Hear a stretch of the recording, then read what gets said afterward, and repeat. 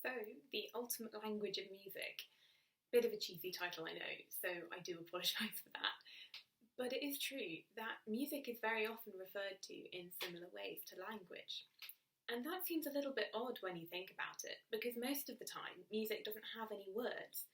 So how can it communicate? As we begin to think about this, take a look at this clip from a well-known film.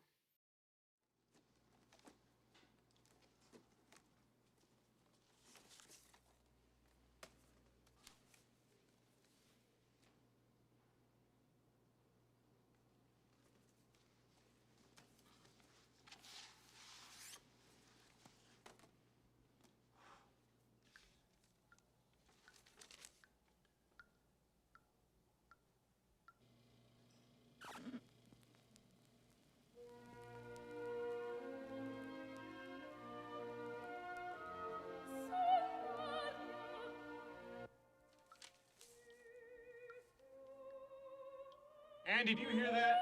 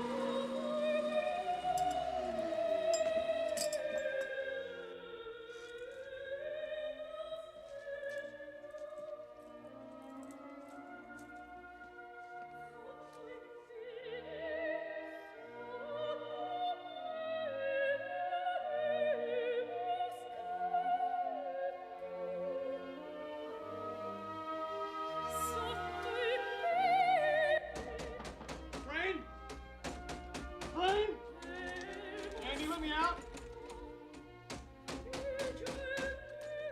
Andy? Andy? I have no idea to this day what those two Italian ladies were singing about. Truth is, I don't want to know. Some things are best left unsaid. I like to think they were singing about something so beautiful it can't be expressed in words, and makes your heart ache because of it. I tell you, those voices soared, higher and farther than anybody in a great place dares to dream. It was like some beautiful bird flapped into our drab little cage and made those walls dissolve away. And for the briefest of moments, every last man at Shawshank felt free. As a matter of fact, they were singing about a fake love letter that was written to reveal an affair between two other characters in Mozart's Marriage of Figaro. But ignoring that, he does have a point. Some music just seems to say something to us in our situation that we can't describe. How can it do that? Why does it feel so personal? Maybe this interests you as much as it does me, or maybe it's something you've never even thought about. But I want to unpack some of the possible reasons that there are for why music can affect us so deeply. I think in order to start answering this, we need to understand exactly how deep within us music goes. I mean, how fixed in our fundamental nature as humans it is. It's more than just a fun hobby or like any other subject you might study at school or university. Music is actually rooted in a deep instinctive need to communicate. Thousands of years before instruments were crafted and even the concept of music existed, there were the Neanderthals, our closest extinct human relatives. They had no distinct language as such, but they still needed to communicate, and the way that they did that was with a sort of music. Of course, not in the way that we understand it now.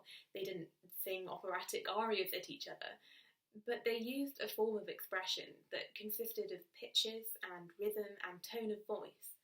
The most natural way of communicating with each other was not with words, but with these almost musical noises. It might have been something like the musicality of modern apes. Mated gibbons will duet with each other across the rainforest using changes of tone and rhythm that are clearly imitative to some extent. Here's a short example for you.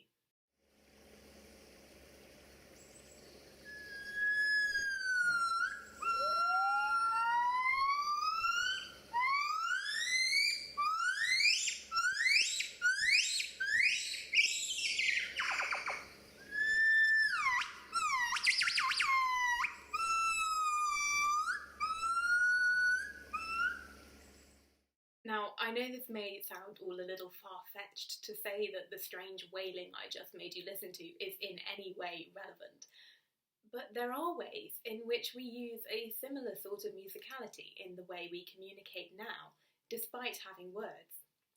Just think of the many different hmms we have. There's the conversational I'm listening, the questioning, the grumpy, and the list goes on. I'm very, very sorry for my shocking acting. I'm not a drama student. But you get what I mean. It's all one word or noise, but it's the musicality of it that conveys the meaning. Or think about how we put so much expression into the way we talk. In all of us, this noise making is more instinctive and more effective at communicating than the actual words themselves. Here's a few examples. If I told you, I'm feeling really, really sad today, or, if I said, that just made me really, really happy, you wouldn't believe me, or you'd think I was being sarcastic or making some sort of joke. The pitch of my voice, the contour, the speed at which I am saying the words, communicates a whole heap more than the words in and of themselves. Or think about the way you would talk to tiny babies. You don't hear anyone go up to a baby and say, hello, are you hungry? Of course not, they wouldn't really understand you. Instead, you say, hello, are you hungry? In that voice that's referred to by psychologists as motherese. And the reason for that is twofold. Both that the baby responds better to the expression than the words themselves, and also because somewhere inside us we recognise that we are more understandable when we speak like that. There are lots of studies that show that very young children respond a huge amount more to music than to words. And of course, this isn't to say that words are useless and we should just scrap them all together, but it does show that there is something about music that is just a more natural and instinctive way of communicating. It's deeper in the brain than language. My favourite bit of evidence for this is the work of a guy called Adam Ockleford. He works with children with special needs, giving them music lessons, and particularly taking an interest in how there is a deep intuitive understanding of music in them. One particular student of his, called Romy, is autistic, and she has never been able to learn the English language. But when it comes to playing the piano, she is very talented. She's found in music a way of talking. While her brain is unable to process words, music is such a natural means of expression that she uses that as her mother tongue, her instinctive form of speech.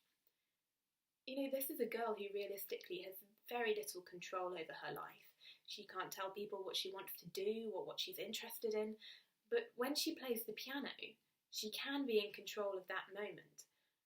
Have a look at this conversation between Romy and Adam and see how she is directing it to say what she wants to say through music that she knows.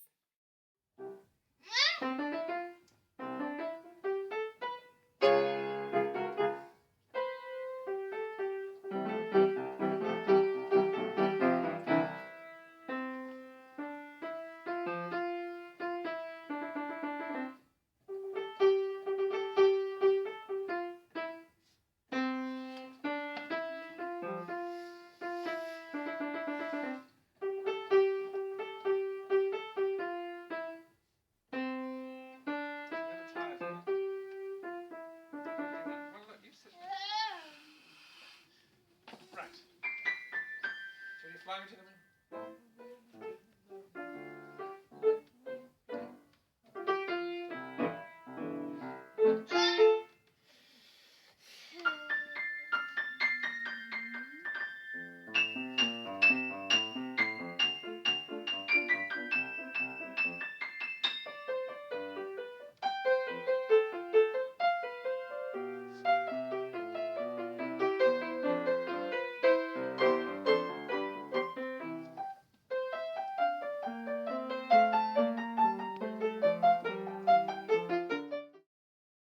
Still, what about music that isn't just an enhancement or direct replacement of language?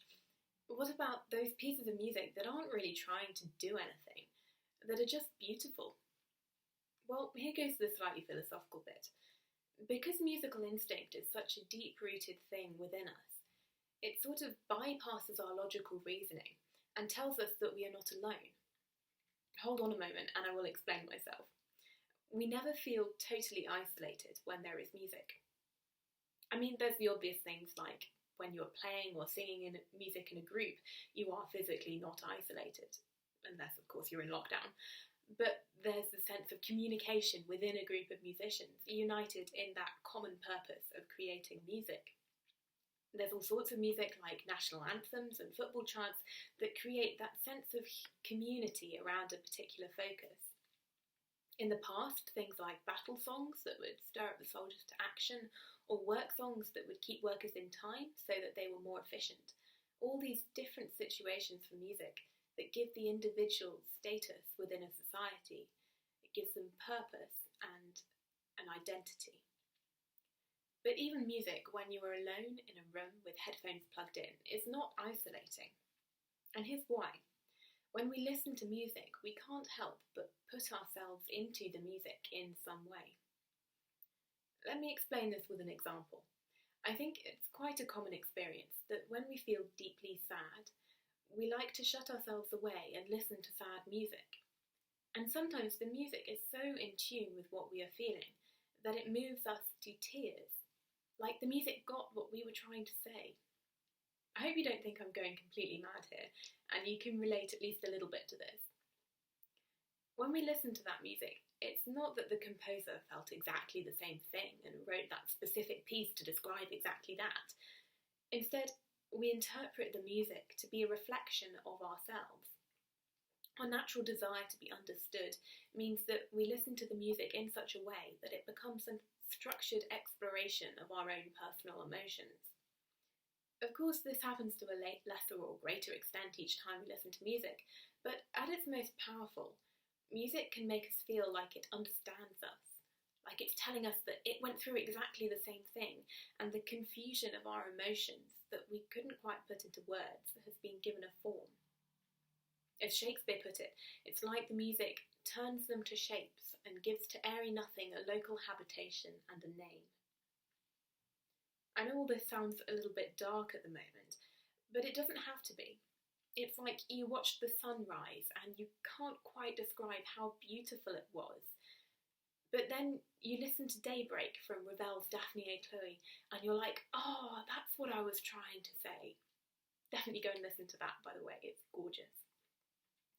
But you see, because of this natural instinct that music is a way to express ourselves, even by listening to someone else's music, we can use it as a channel for our own emotions. It makes us feel listened to and understood and not alone. And it's different for every individual and every different time we listen. And isn't that the most amazing thing about music? That it can speak to us in every situation. That's why I think music is a far better language than words. Okay, maybe it also has something to do with the fact of my awful spelling ability. But what do you think? Is this an experience that you can relate with? Is music the ultimate language?